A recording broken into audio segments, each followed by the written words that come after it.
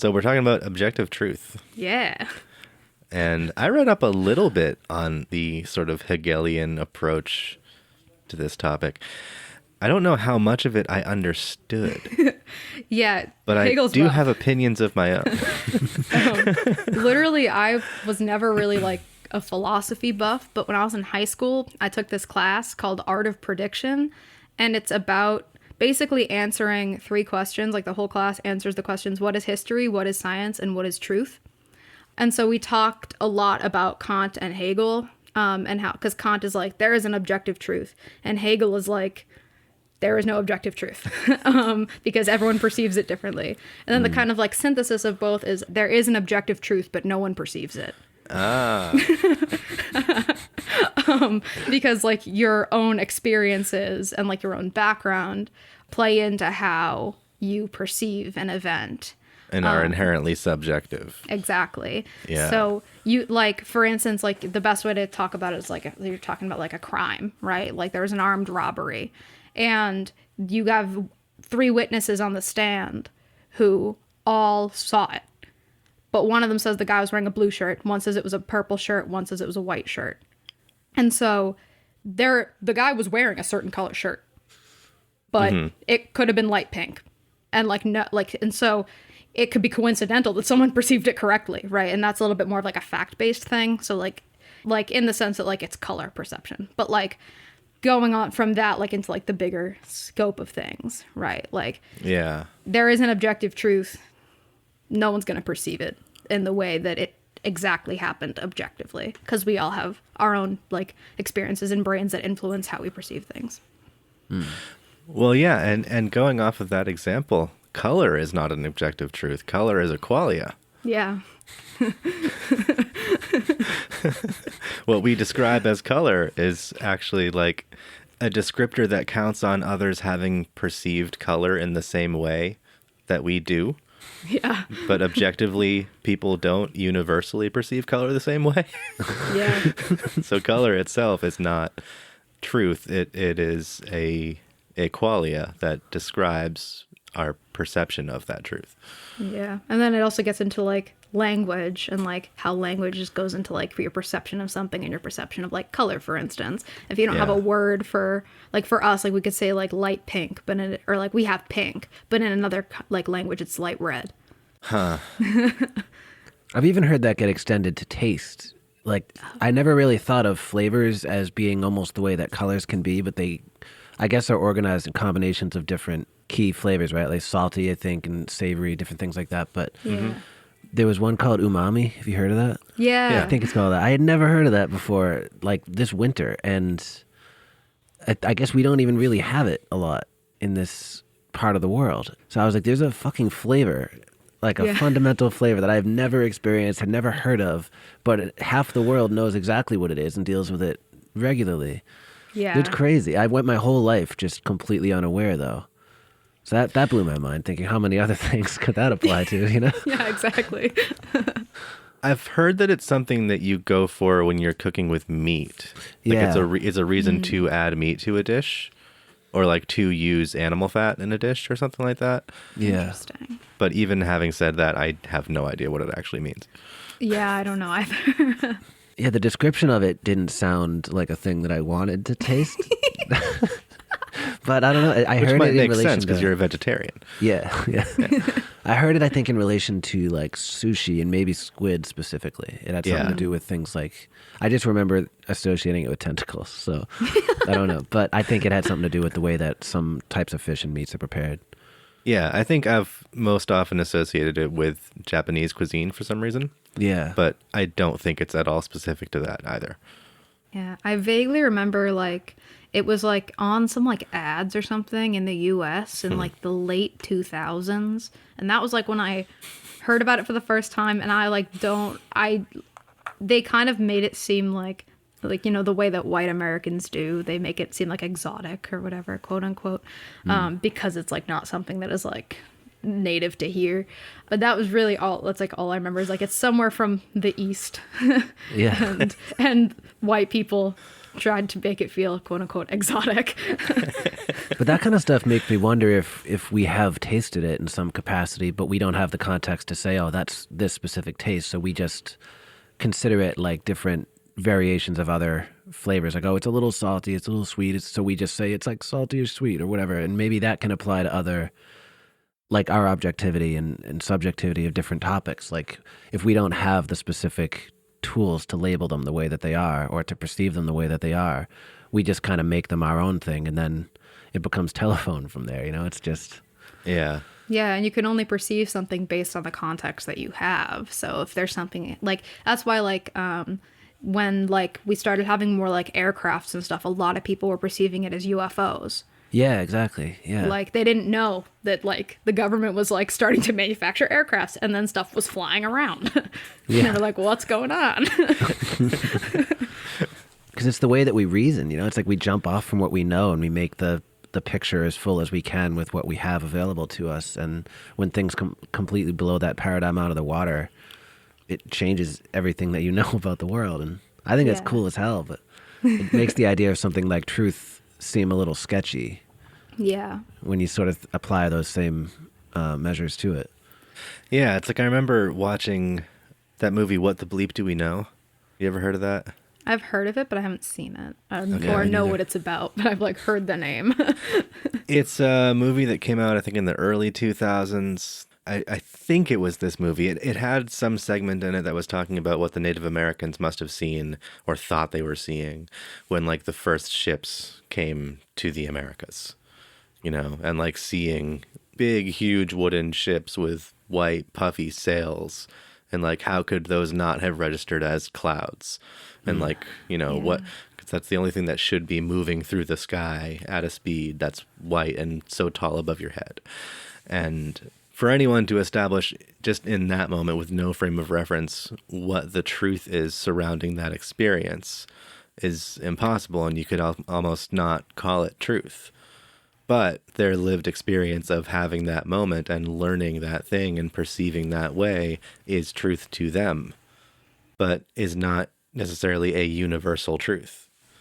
Yeah, and that's kind of why like the study of history is considered like a Hegelian field, because there is no, like when you think about like, for instance, the time of like Alexander the Great, right? We are well past the time that we would have any sort of semblance of what the objective truth was.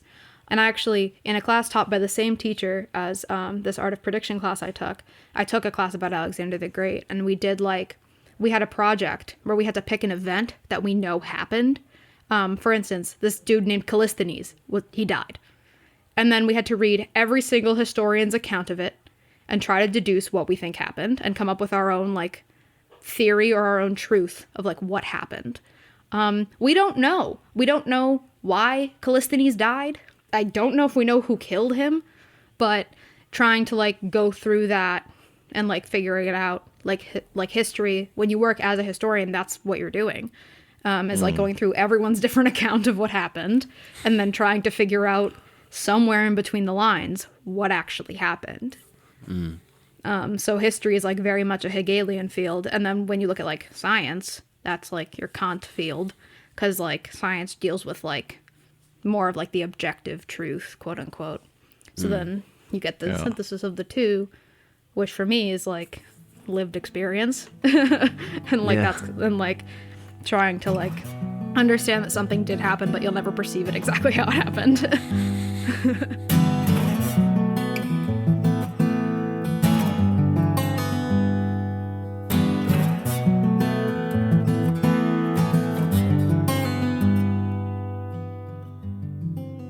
Yeah, so objective truth is very hard to nail down, and possibly cannot be perceived by us at all. What about universal truth? Oh, that's good. Yeah. I feel like, because universal truth is kind of like goes into Kant a little bit as well, but like universal truth is like things that we accept to be true, like in the sense that like we accept that we are all humans, right? Like that's science has said that, and we have accepted that we trust science, and that even though like if you really want to get big brain, nothing is real in science. Like that is just making great hypotheses and nothing is true. Like, but like we accept that all of the people involved who needed to identify us as humans, and that is a generally like universal accepted truth. And it's like, I think it's kind of what society, like universal society and like collective consciousness have like deemed agreeable. There are very few things that are like that. But like, we are humans. We have blood. Like, those are things that are like accepted truths. Well, yeah. I like the idea of a universal truth more than an objective truth, to be honest, too, because I think it accounts for the human error.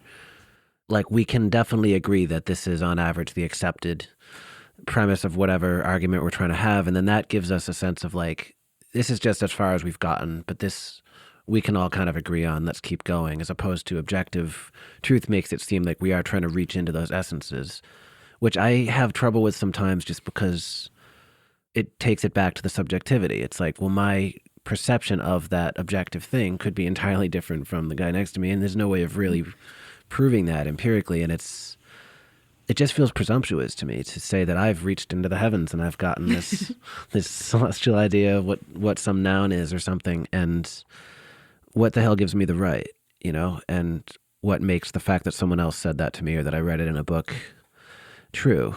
But the idea of a universal truth gives you something to work with and something to chew on and something to potentially tear down and rebuild and see if it checks out.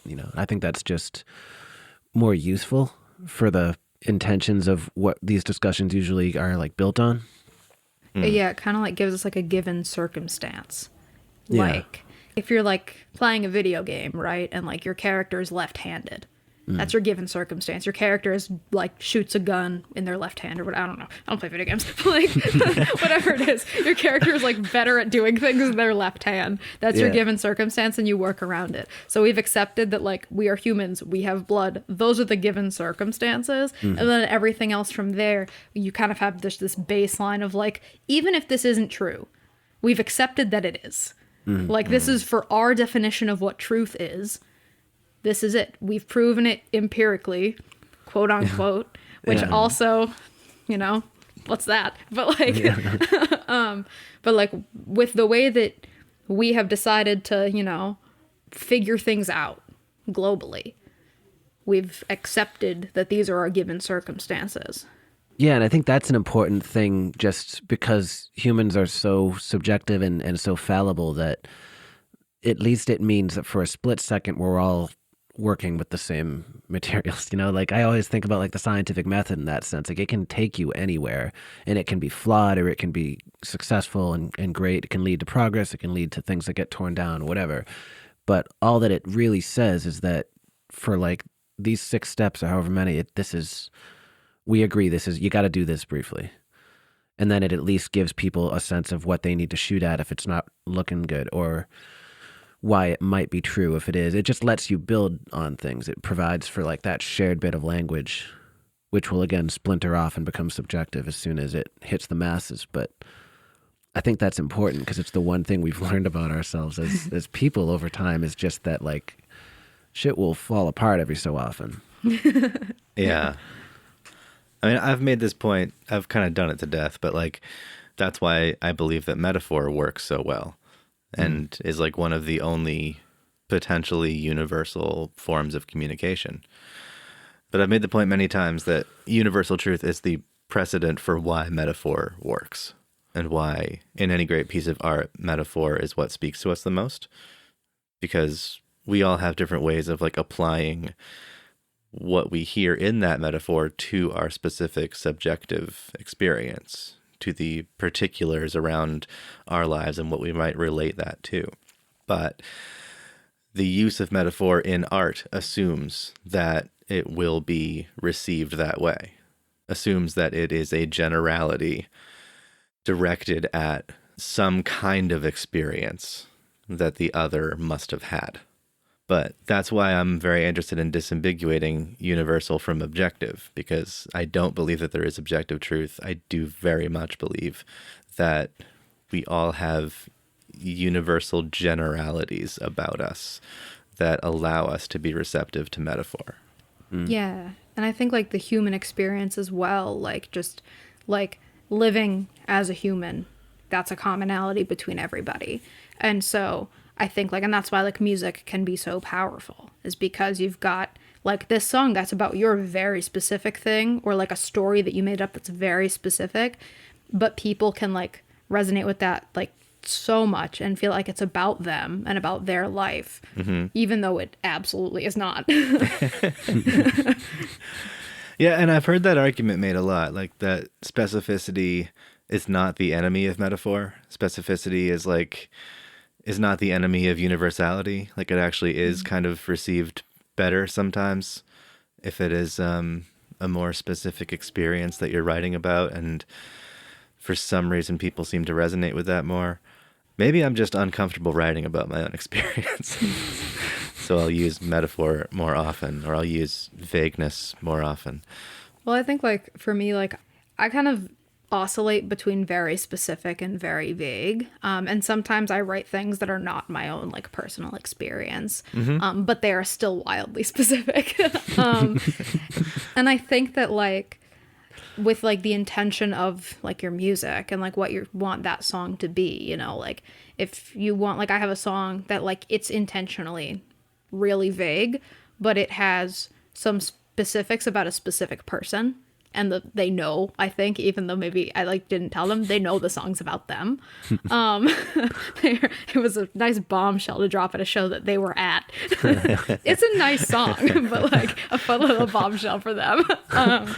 But when you drop in specificity, even with something that's generally vague, it's kind of like it just creates more of that like, oh, like I feel this like really deeply in my soul. Yeah. I relate to this. Like, even if it's not exactly your experience, but it's just like, oh, that is so similar to something that I've felt and I've lived through. Or I've lived through that in not a heartbreak context, but I lived through it in this context or something like that. Yeah, it takes some of the work out of it as a listener, you know? Like, you don't have to kind of parse through an abstraction. You can just immediately bang into a reference point that you're familiar with and just start extrapolating and relating and moving your own emotions around accordingly. And it's always like a little bit more poignant that way.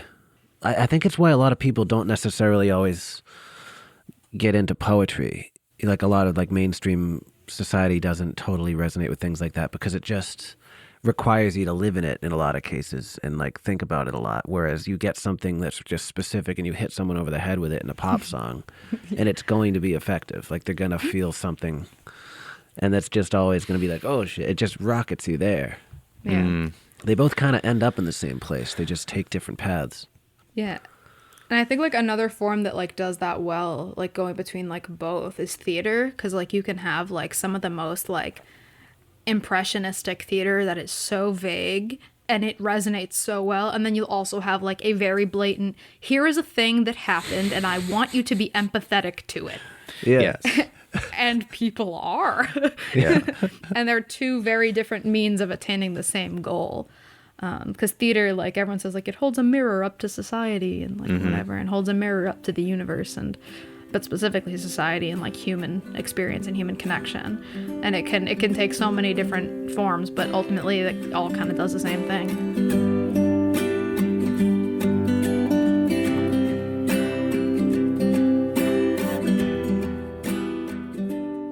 So I got a two-parter here. I'm going to try to remember it because I came up with it a few minutes ago. But what do you think the purpose of truth is?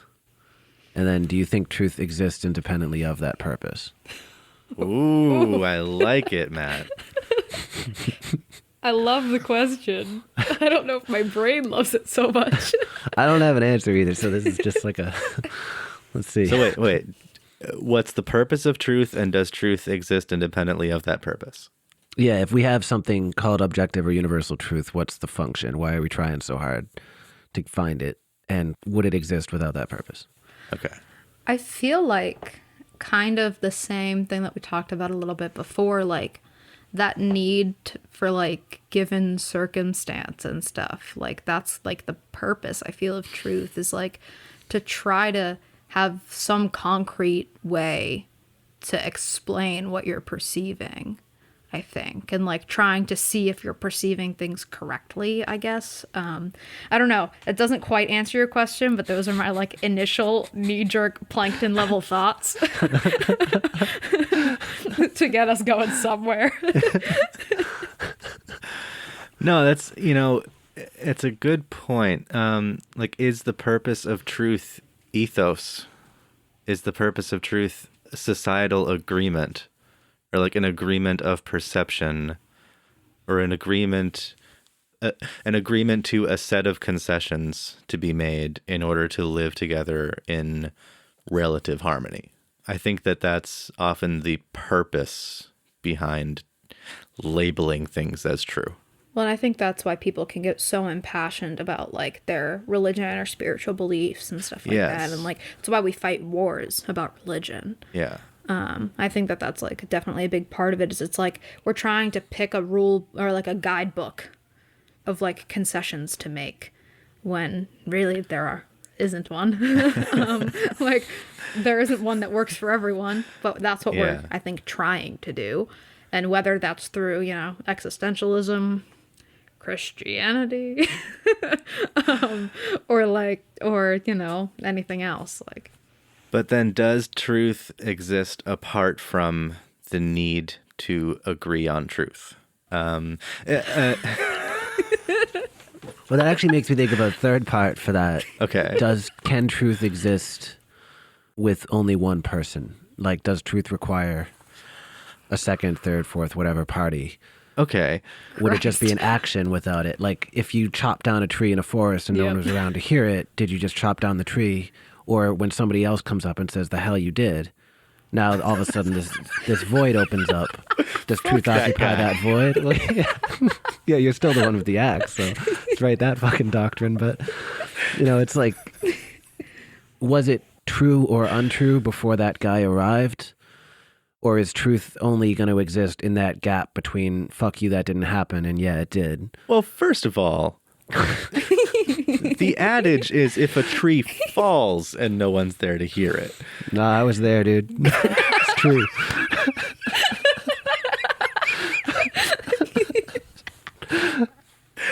If you yourself cut down a tree, verifiably you cut down that tree. Yeah. But is it true? Because it's not referenced against anything. I just did it. I could have been dreaming it. Well, maybe, but it's referenced against the tree was initially standing. So then it can exist in a vacuum then. But even that's not like recorded. It's not recorded by anybody else's perception other than your own. Yeah. So like without a camera or a second person, was that tree standing and is it now felled? So would that make it entirely subjective, like almost purely subjective or objective? The hypothetical person in this scenario would just be driven mad by these questions were they to occur to them. So it wouldn't matter. Yeah. His perception would be that tree fell on him and was sentient and animated only moments ago. Yeah.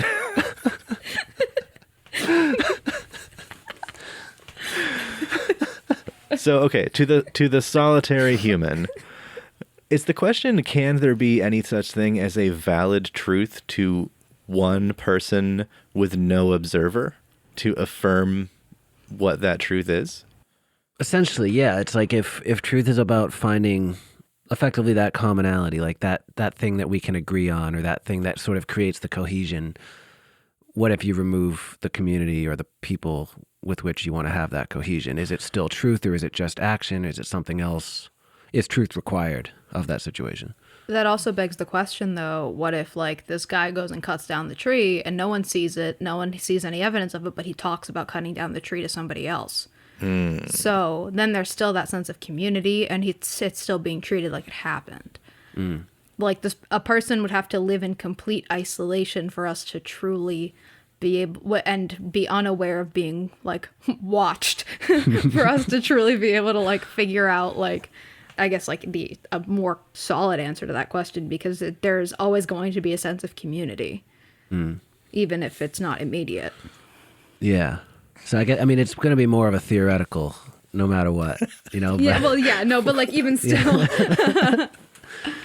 no, because I'm trying to basically separate the tenets of that as best I can. Like truth being something that exists in between anything. Is that required of it, or does that just happen a lot?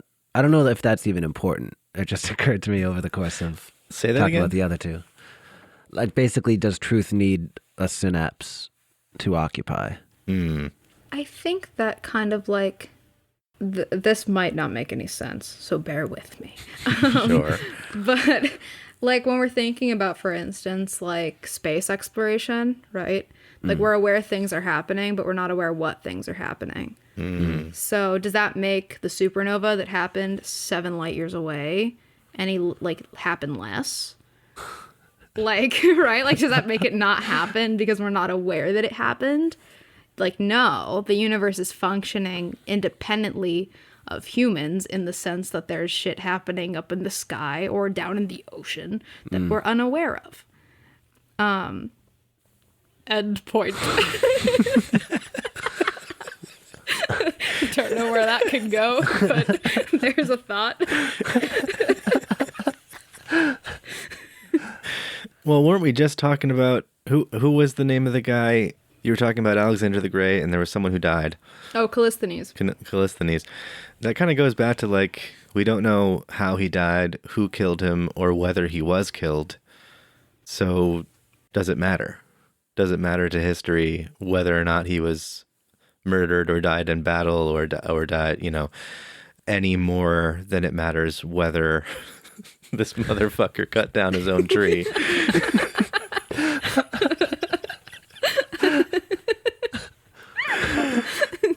And I guess there's that, like, we want history to be objective truth. We have a desire for it to be. And I wonder if it would follow that we desire for our own truth to be objective. I guess if we are living true to ourselves, we want other people to see how we're living. We want their perception of us to be at least accurate to how we'd like to be seen and not mired in their preconceptions of us, which would be subjective. You know what I mean? So I actually think that objective versus subjective truth, when talking about self-image and self-identity, is something that we haven't covered yet. Because I think that even our self-image is never going to be objective. Like, there is an objective truth about us, I suppose, but can we ever actually know it? Like, there's an objective truth as far as, you know, which events in our lives have influenced us to become the people we are, what has shaped us the most, what has nurtured us the most. What I even have been struggling this with a lot, like over the course of the quarantine. It's like, what actually are my values?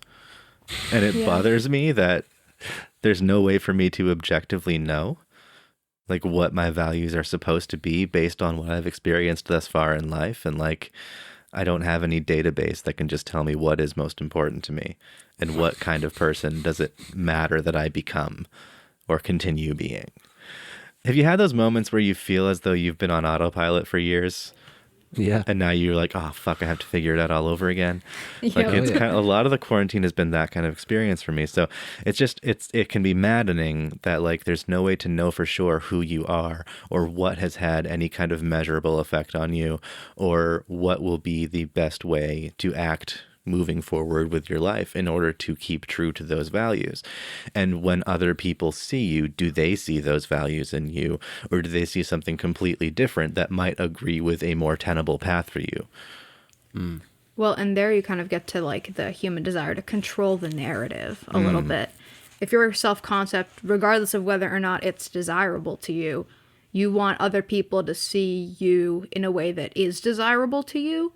And you want to control that narrative so that people see you in a way that aligns with your values and in a way that, like, that is the person that you want to be, regardless of whether or not that's the person you are. Yeah. And so then it's like, what is actually, because then their perception of you, even if you're controlling the narrative, is nowhere near an objective perception of you. Or like an objective truth about you. So truth is just safety in that sense. You know, it's like security. It's like we're just looking for some degree of certainty that the ground isn't going to fall out from under us. Like, it's like we're born at sea and we just want there to be land so fucking badly. What that means that any truth could be a truth that we choose to believe. Which is why we have some of the issues that we have right now.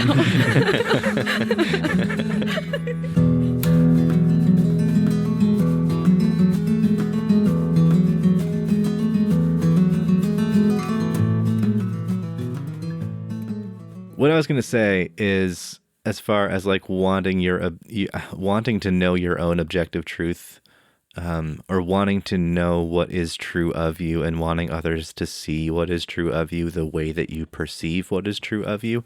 Jesus Christ. There is like,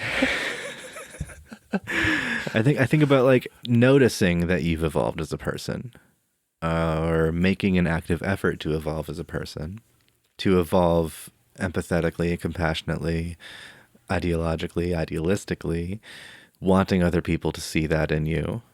And I think like as far as self-image stuff goes, like that's where that really gets murky, because it can be really hard to know how to like reconcile who you are now with who your past self was, and will the people who knew you in the past see you as the person you want to be seen as? Is the perceived truth of people who were involved in your life in the past that you are this person and will always be? Is the perceived truth of the people around you that you have changed for the better? Is the perceived truth of your family that you belong no matter what? That kind of stuff.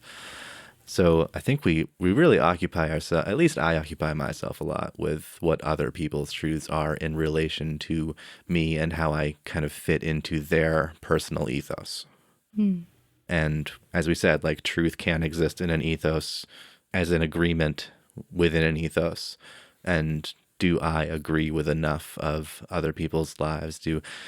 Is there enough of an agreement between me and others for us to exist harmoniously? So when you're looking at truth as an agreement, I think oftentimes it is, you then are begging the question, well, is truth so subjective that we can never really exist harmoniously? Is truth so subjective that we will never fully agree on our experiences and the moral code of conduct necessary to exist harmoniously, and so forth? I had something else to say, but we are well past that. Like we moved past it.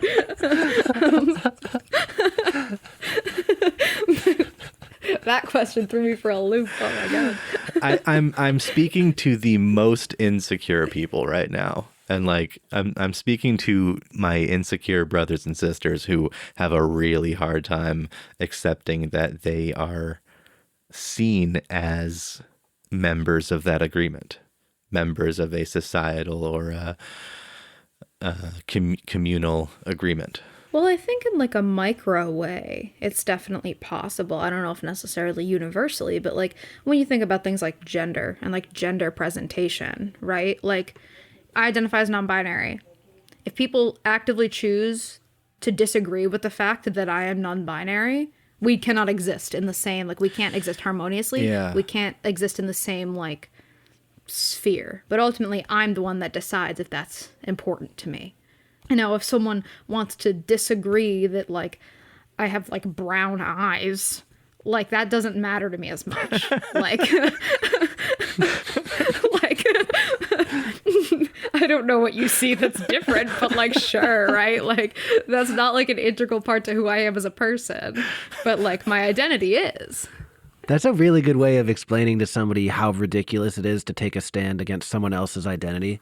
If you just swap out identity with like hair color or eyes, and it just sounds like a fucking insane premise for an argument. That's pretty good. Thank you. But then also that also ties back to the whole wanting to control the narrative thing. Yeah. And like when you're in a society where like people normally don't perceive me in the way that I present as non-binary, because also what the fuck is non-binary presentation? What the fuck does that look like? But like there isn't. Well, I have a question about that actually. Yeah. So we were talking about like a couple months ago like the concept of masculinity and femininity and the concept of gender, and how for people who identify as male, there is a maleness associated to it. I don't know whether you want to call that masculinity, because oftentimes it doesn't feel the same as masculinity, but there is like a maleness. Do you know what I mean? Yeah. I assume the same thing would go for people who identify as female. For a non-binary person, is there a conceptual they-ness? Do you know Conceptual they-ness. Do you know what I mean, though? Yeah. I think like there is, but like with your conceptual like maleness and your conceptual femaleness, it's like not correct or accurate. Okay. I think like a lot of people, when they think of a non-binary person, and it's like it's a collective consciousness kind of thing. People who are aware that non-binary people exist, they normally think of a white, androgynous, assigned female at birth person.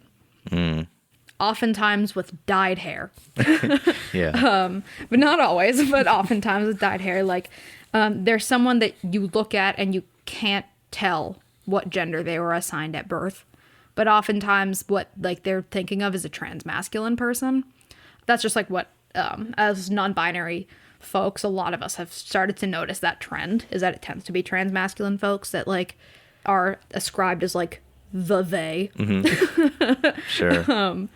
But with non-binary identity, there's not that same kind of societal like maleness, femaleness, non-binary-ness, because people haven't agreed upon the like quote unquote truth that non-binary people exist. You know, we've talked about the subject of the truth and all of that, but that's not an accepted term. It's not an accepted given circumstance that the non-binary experience and non-binary people exist.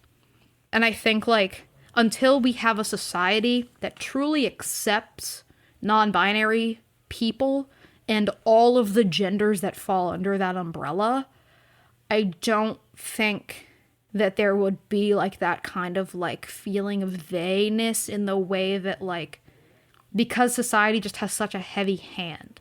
We're not there in society yet to I think be asking that, not to be asking that question, but to be looking for like an answer to that question. Because I just don't think that it's, and unfortunately, an accepted enough concept. It's not treated as truth. That's a very good point. Can there be a concept around a truth that is not yet accepted as a truth? And I guess that goes back to Matt's earlier question on what is the purpose of it and doesn't exist independent of that purpose. Well, that's what I meant by the tree bullshit, too. Was like, if I chop down that thing, does it let off into the atmosphere an objective truth to go live in the land of essences, which is then reconciled or not reconciled against other human beings once I start to interact with them about that? Well, it's like, 'cause it's like, does the event exist independently of anyone's perception of it? Kind of is like that. Like, did the event happen if no one perceived it? Yeah. Because it dovetails nicely with the idea of psychosis. Or do I? Well, if you perceive it as like it animating and falling on you, right? Like, I like your perception of it, Joel, better than my perception of it. That this animated tree is coming down like, oh, fuck you. I do like that a lot. I mean, okay. That was an example of your perception being valid unless you doubt your perception, in which case, perhaps that's going to drive you mad. Yeah. but so the question is, does the event still happen regardless of your perception? Like, so if you perceived it as the tree animating and like attacking you, when in reality, like in an objective truth reality where a tree falls, did the event still happen? Like a tree fell, but you perceived it as it animating and attacking you, right? Like, it's like the supernova that happened 7 light years away. No one's aware of it. That doesn't mean it didn't happen. If the tree falls, but you perceived it as the tree attacking you, does that change the fact that the tree was actually just falling? No. But then if there's somebody else who comes along who can verify that you're the one who cut down the tree, who's to say that their perception of your cutting down the tree is any more valid than your own? And this is why lawyers have a hard time in court with witnesses. That's right. Memory, very fallible testimony. Perception, fallible. Memory, even worse. Memory, not admissible evidence. Well, how about this though? What if, I mean, and let me know if this is getting too like fucking pointless for this analogy, but if, say that you cut down that tree and you obviously go insane as a result. Sure. And, you know, As just one because you've been does. thinking about it. Yeah. That's the reason I don't live in a rural area. I know who I am. Okay. But so you go nuts, you cut down this thing, you can't get it through your head the right way. And you have either some form of a psychotic break or you take drugs or something, but you're in complete isolation and you have a hallucinogenic experience that gives you something that is effectively your reality for the next 12 to 18 hours or whatever. And Now we're talking. Then you, Okay. yeah. But maybe on some level you don't necessarily know. Like you don't have that sort of snap back that society will give you when you have a psychotic break or something and they sort of tell you, hey, that chunk doesn't jibe with what we're experiencing here, and they sort of medicate you or move you back to where everybody else is. If you don't have that and you come back to society and say, I cut down this tree and then I cut down 1,000 fucking trees in like an hour. I mean, it would sound ridiculous, but if that was so 100% true to you, just the way that cutting down that single tree was, and you have nobody to verify it against. Have you ever thought And of no way writing to fables?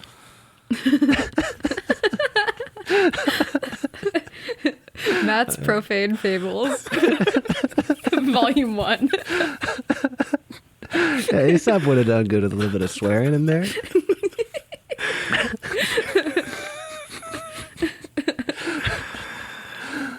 Okay, so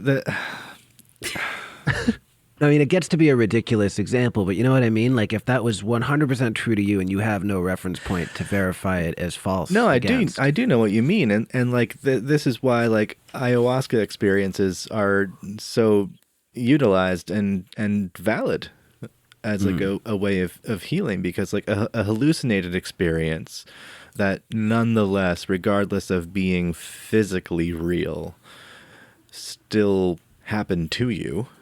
Yeah. Oh, what was that? What was that Sartre quote? The one that I sent you? Yeah. Freedom is what you do with what's been done to you. Yeah. Yeah. Yeah. So regardless of it being physically real, regardless of whether there are 1,000 trees missing from the forest that are conspicuously still there, still standing, it is still your lived and felt experience.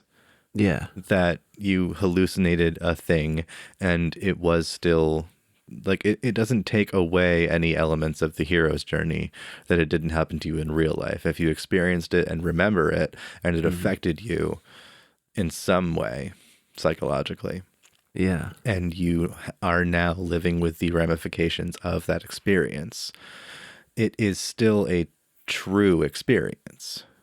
It may not be true that there are now 1,000 felled trees, but it's still true that you cut down 1,000 trees. Okay. Yeah. Well, and I think that also kind of like when you go into like people who have like mental illnesses that deal with hallucination as well, like their experiences with hallucination doesn't make it any less real for them. Right. Just Yeah. because like you don't have like just because I can't see what you're seeing doesn't mean that like that for you there is not someone in the corner. And like and that affects you, and your interactions with that figure in the corner affect you and are real for you. Yeah. And like I think that that's like as an important thing when you're talking about like truth and whatever, as well as like, and that's kind of what you talk about in therapy, is like your lived experience, regardless of what's happening in the world around you, your lived experience is real, valid, and it's your truth.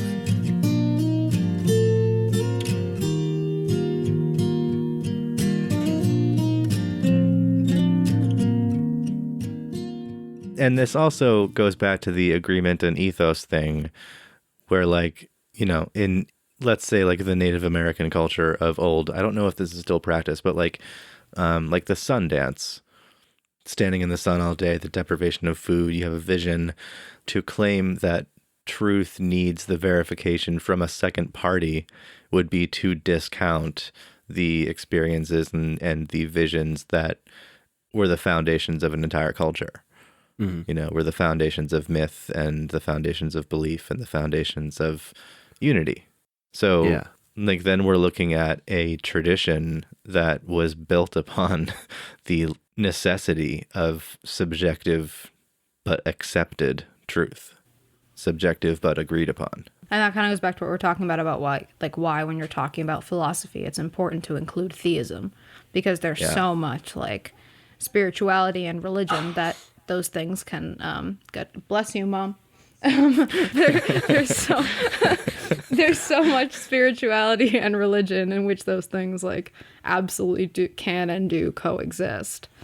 That point that I forgot an hour ago, it's back. Hey. It's, that in the United States, because we're very Christian focused, it's very easy to forget that like there are religions that have completely different foundational beliefs, like and different accepted truths. About and different philosophies, and like where existentialism and theism can completely coexist. Whereas like when you look at it from a guise of like Christianity, those things absolutely can't coexist. Right. Yeah, that was the point from earlier, but it's relevant again. I'm so glad that I remembered it. Yeah. No, we've talked about this before, Matt and I. We taped an episode about the concept of fundamentalism, and it's kind of like, for in the realm of fundamentalist Christianity, no, those other ideologies, those other traditions cannot exist. In more of a New Age Christianity, it can. There's more coexistence. And I was saying that, like, I feel like I'm becoming more of less of a spiritual person and more of an anti-fundamentalist, where like I just kind of crave knowledge and I want to know what other people believe and how other people perceive, but I'm not necessarily interested in chasing their experiences for myself. I relate to that. Yeah, and I'm getting more okay with it, because it goes back to the self-image thing. It goes back to like, do I want to be perceived as somebody who's capable of having those experiences, because that's kind of what I was raised to do, or at least was raised to experience the spiritual. But if I can't experience the spiritual, is that okay as well? And can I accept that other people will necessarily need to then see me as somebody who cannot experience their spiritual? So, I don't know. There's a lot to that. We don't have to get into that. But spiritual truth is kind of the one that I've been trying to let go. Like, I've kind of been searching for my own spiritual truth for a long time. And I think I've kind of, I don't want to say that I've given up. There's a line in the book Siddhartha, which I'm just about done with right now. We're going to be doing like a book club with it soon. There's a line in Siddhartha about like, if you're a seeker, you will always be a seeker because you'll never find the thing that you're seeking. Yeah. Or like you'll be so fixated on the thing that you're seeking, like which you perceive as a truth, but it is not yet an observable truth, and you're trying to observe it. But until you observe it, it's just going to be the object of desire, and it's going to be the one thing that you can never find. And why not kind of redefine how we perceive truth and how we allow truth to dictate our path? Well, that's why I like the idea of the universal as opposed to the objective, because it seems more mutable. Yeah. Well, and like we can see like throughout history how universal truths have changed, and they're not stagnant. They're always they're always changing and are a little bit more fluid. And I think unfortunately capitalism kind of breeds this. There's this desire for like rigidity and like stagnant like beliefs, so that you're able to function the same all the time and do your job the same all the time and whatever, when in all actuality everything changes all the time, and our brains, our perception of ourselves, our perceptions of the world are in a constant state of motion. Nothing is stagnant. And I think that like having a universal truth creates so much more freedom for that, whereas if you try to talk about objective truth, it's like, well, who's it objective to? Well, I suppose the idea of objective means it's supposed to be universal, universally objective. But then like for me, I can't get there because I'm like, well, then how, right? Like, how are we Because nothing is objective, because everything is an established and accepted truth. Like everything's a construct. Like So would the absence of an objective truth be an objective truth? Ooh. Or be the only objective truth? well, but we also we have accepted that there is no objective truth based on the methods and our concepts that we have in the context that we have. Yeah. So I would say no, it's a universal truth. No, I agree. Yeah. Because we don't Okay. truly know that there's no objective truth, right? Like, Yeah.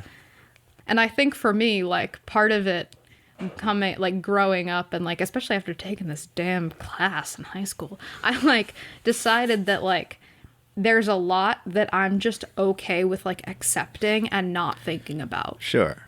One Yeah. of those things being that mutual exclusivity doesn't exist. That for me is an accepted truth, and I will never think about it again. Like, yeah. mutual exclusivity for me doesn't exist. Things can coexist at the same time, and I don't need to know why or how. Sure. And I'm cool with that. And there could be an objective truth. I'm cool with not knowing if there is or not. Which is interesting coming from someone who's an atheist and not agnostic. Well, yeah, but I mean, it's another question that's been done to death. What came before the Big Bang is essentially the same question as where did God come from? Something can't come from nothing. So either way, you're still left with this giant mystery. And for some people, it becomes a crisis trying to figure it out. But it's interesting going back to like the Kantian argument about like there is objective truth, but no one perceives it. Like no human can know it. Can we then assume that if there is a God, God is the only one who knows what objective truth is? I would feel like yes. Or like God, or like whoever your judgment person is, like your judgment deity Yeah. or your judgment being.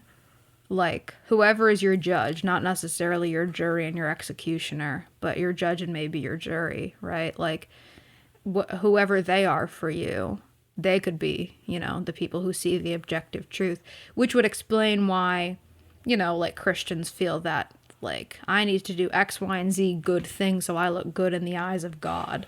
Sure. Yeah. And then there's the question of why does God care about what those objective truths are, because what does God gain from that? I'm not saying that it does or doesn't check out that way either, but sometimes when I think about a lot of the values and things that constitute what ultimately get labeled as objective truths, they really do nothing more than govern our society. They keep us from killing one another. They keep us from letting people starve, or supposedly in a lot of cases they keep us from killing one another, or keep us from letting an innocent person starve, or whatever we're afraid of happening to our species during our lifetime is what a lot of these objective truths apply to, or they account for a fear of an unknown like death. Yeah. So who would need them besides us? Well, let me make this point. If there's a God, does he see you cut down those 1,000 trees?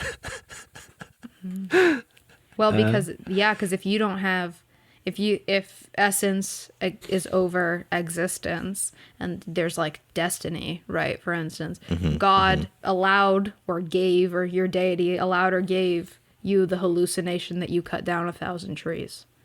Yeah. Because they wanted you to live that experience, regardless of whether or not someone watched you do it and there are 1,000 trees missing. Okay. Yeah. So, answer me this. Like 7,000 years ago, did some guy create God just because he wanted bragging rights?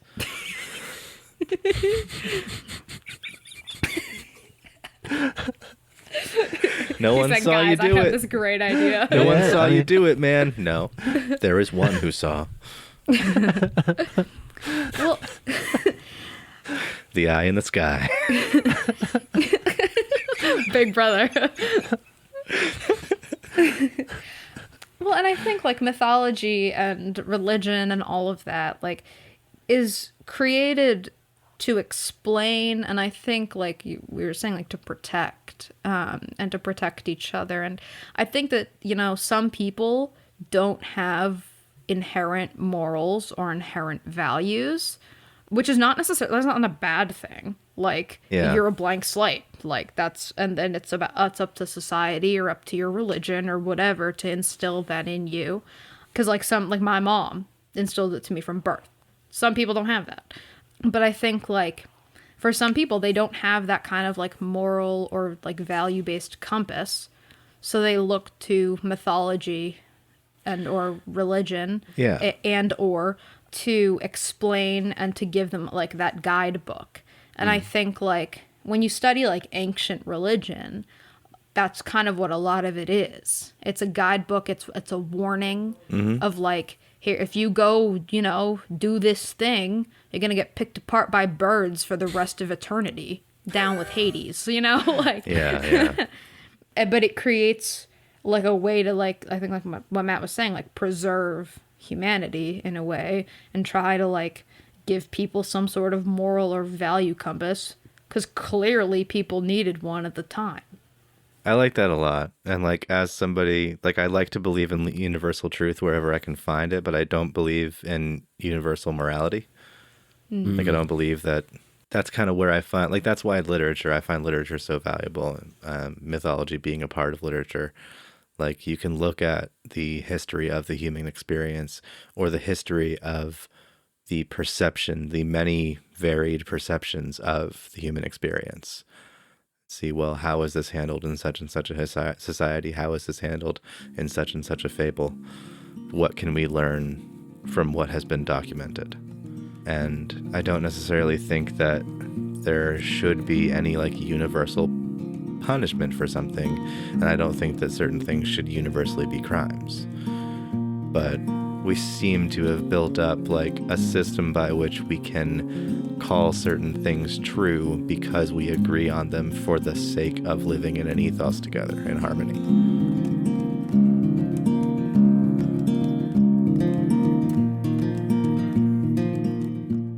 What about lies? What about them, Matt? I mean, is it possible to have an objective lie or, like, a pure, like an antimatter kind of a thing? Like, you create an objective truth and there's instantly an objective lie, or 1,000 objective lies that shoot off from it. You know that whole, is it a string theory thing where, like, everything that you imagine creates, like, there's, like, two universes that exist? Oh, the multiverse where that was theory. a reality. Yeah. Is that, first of all, is that a real thing, or is that, I mean, obviously it's, like, it's not completely proven, but I just remember reading about that one time. But it's a real theory. I think Stephen Hawking, maybe? I'm not good with names of people important. Somebody talked about the multiverse theory. And the reason that I remember this, I believe it was Stephen Hawking, was in 2014, he was quoted as saying, "There is in fact a universe in which Zayn did not leave One Direction."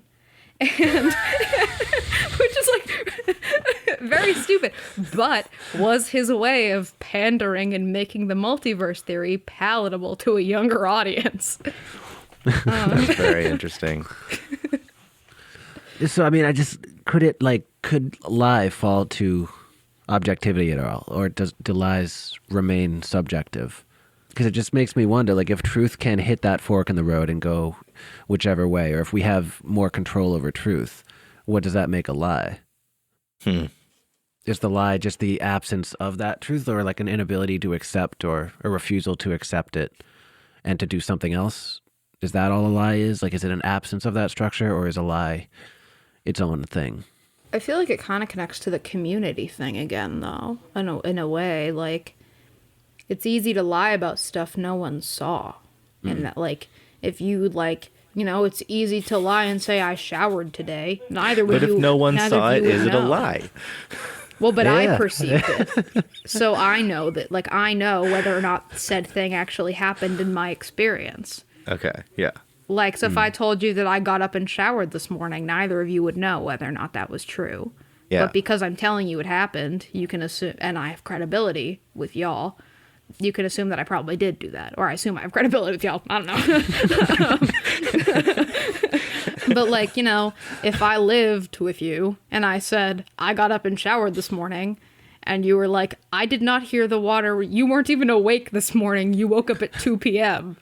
you'd catch me in a lie, because as a community, that's not in our accepted given circumstance. Because I told you something and you witnessed it not happening. Matt, does that answer your question? Yeah, no, that makes sense. It gets real complicated when you start lying to yourself, though. Yeah. Well, no, I kind of just find that interesting sometimes. Like, I don't know that it leads anywhere productive, but just the idea that, like, truth is talked about as an objective, not like objective like an objective truth, but like it's an objective of people. Like, we want to reach the truth. There's so much shit written about wanting to, like, find the truth or uncover the truth. And there's always a part of me that's like, we operate way more in the lying universe than in the truthing universe most of the time. Like, so much of life is constituted by, like, just lies that kind of fit together. And, like, you know, are lies significant in any way, or like in the same way that truth can be, or are they just kind of what we're trying to organize or what we're trying to prevent or protect ourselves from? Yeah. I think sometimes this can get back into the realm of, you know, are you establishing your own truth? And in doing so, are you denouncing your own lies? Or are you labeling certain things as lies? I'm getting back to the self-image thing. Just thinking about, like, how you perceive yourself. Well, we all kind of have these negative things that will apply to ourselves when we're feeling insecure or whatever. But, like, it's kind of up to us whether we determine those to be truth or lies. And it's up to us whether we project that truth or that falsehood onto how other people perceive us. That's not to say that we're entirely in control of how other people see us, but we can take more control over what we believe is true of us or what we believe is false. It's like, is it, you know, ask yourself, is it true that, like, I feel misunderstood? Okay. Is it true that no one understands me? Or is it instead true that I haven't made more of an attempt to make myself understood and to explain who I am and what my values are and how I want to be treated? Or is the truth that everyone understands you just fine and your perception is wrong? or like your perception is is it something from within yourself that you're projecting that is what's making you feel misunderstood, when actually what you want them to understand is what they're understanding? Sure. And, like, is it an insecurity kind of thing, or is it a like or a trauma thing, or like whatever? Like, is there something changing your perception of the situation? Like, for instance, I have PTSD. My entire life is trying to figure out what is what's a perception of the situation that is, like, more accurate to what's happening, and what is my brain being like, hey, remember that thing that happened 5 years ago? This is just like that. Yeah. So it's an interesting, like, when you're talking about self-image, self-concept, it's also when it comes to your relation to other people, because, like, your self-image, your self-concept, and your self-esteem are all, like, three different things. Talk about that in communications all the time, but, like, you know, how much of it is, like, what you're perceiving about how people are perceiving you, and how much of your own context is influencing that. Yeah. And how much, like, I know somebody who, in suffering from trauma, will often wish that there was an like I was saying earlier about the whole database thing, like, will wish that there was a source from which to draw a conclusion about objectively how much did that trauma affect me. Objectively, how much of my current mental state has been influenced by that trauma, and how much of it is just how I would have ended up anyway. What I will say is that there is a little bit of an optimistic way to look at that, which is the fun part is you're kind of always discovering that about yourself. And it's not always a fun discovery, but, like, sometimes there are things where it's like, oh, wow, like, that's a thing that I had no idea was connected to, you know, this thing that happened to me in the past. But now that I know that it is, I am so much more prepared for this situation in the future. Or, like, I'm so much more prepared for X, Y, and Z. And you're learning more about yourself. So even though it's really shitty that you don't know how much of it is, like, what this thing happened to you, would you be the same person? Fact of the matter is, that thing happened to you. Like, you experienced it. In your subjective truth, you experienced that thing. So you get the fun part of discovering more about yourself, which sometimes sucks, but also discoveries it's fun. Yep. Yeah. It's, fun isn't always a good thing, I guess. I don't know. Like, I don't know. I like learning about myself and being able to use things as like a learning experience, even if they suck. I'm going to title this episode, Is It True That Fun is Good?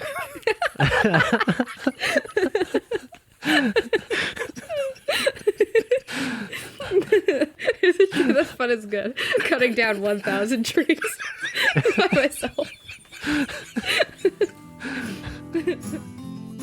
And that's our show. Black Market Therapy is a Dead and Mellow production, and to stay in touch with us, you can follow Black Market Therapy and Dead and Mellow Records on social media.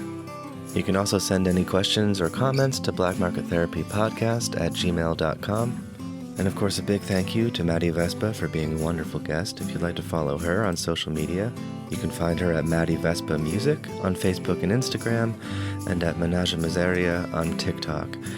And we'll make sure to have all those links in the episode description. We'll be back in 2 weeks with our friend Adam Reed to talk about history and whether the state of our world in the past defines who we are in the present. Until then.